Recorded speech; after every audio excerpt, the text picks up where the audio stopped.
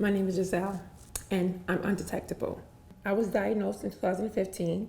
Um, I was getting a cosmetic procedure done. Um, and of course, with that, you have to get tests, and one of those tests was an HIV test. And of course, it came out that I was positive. I was, of course, devastated. Um, I was in a relationship at the time, and it was long distance.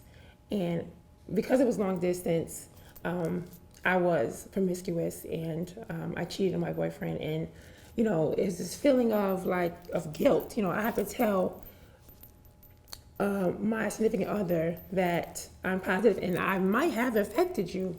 Because at the time, before that, I didn't get the last time I received the test was about a year ago. So I felt so much guilt around that.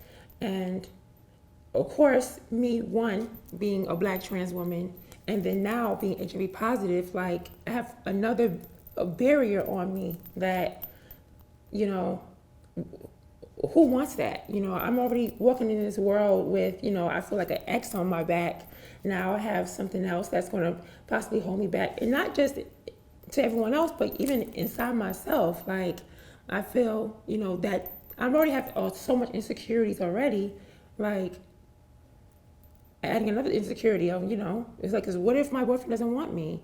And then I have to go through this life and possibly find someone else. And then I have to explain to that person, that I'm positive, and they might reject me. And it's that fear of rejection that I have to deal with. And before being a trans woman, you already had the fear of rejection because not everybody wants you because you are trans. And now I have, once again, being HIV positive.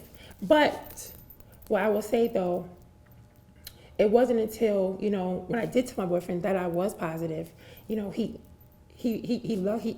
accepted me and he loved me. And from there, I was able to find a job working at the HIV Vaccine Trial Network. We do different studies, but one of the studies we're trying to find a vaccine or a cure for HIV. And from there, I felt empowered because not only am I a person who's living with the virus, but I'm also trying to do work behind the scenes and trying to cure the disease. And that was empowering for me.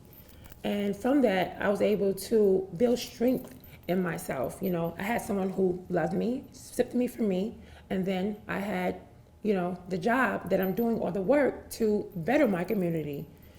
And I think one of the reasons why I wanted to do the HIV Stops With Me Now campaign is, even though I've had these accomplishments in my life, there's still fear in me, fear of not quite living out loud about my disease. I could tell some kind of people, but I can't tell other people.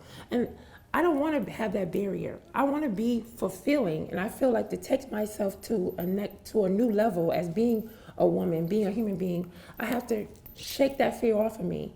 And fear of public speaking, fear of living out loud about my status, fear of just doing things that make me uncomfortable.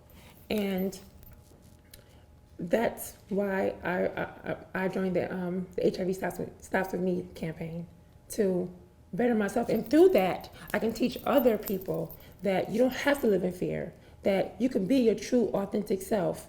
And sometimes rejection isn't always a bad thing. Sometimes your rejection makes you stronger. So